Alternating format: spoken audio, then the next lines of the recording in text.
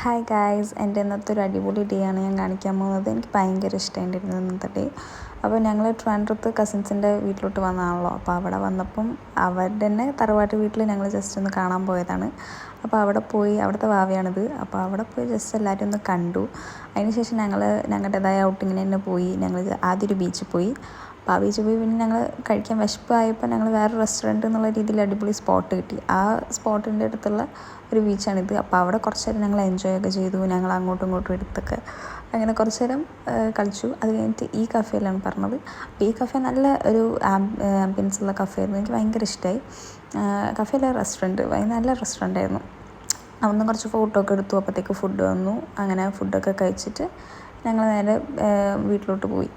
എനിക്ക് രാത്രി hang out ചെയ്യാനൊക്കെ പറ്റിയ അങ്ങനത്തെ ഒരു അടിപൊളിയായിട്ടുള്ളൊരു റെസ്റ്റോറൻ്റാണിത്. അങ്ങനെ വീട്ടിലെത്തി ബാക്കി ലെഫ്റ്റ് ഓവർ ഫുഡൊക്കെ കഴിച്ചിട്ട് സിറ്റി സെൻറ്റർ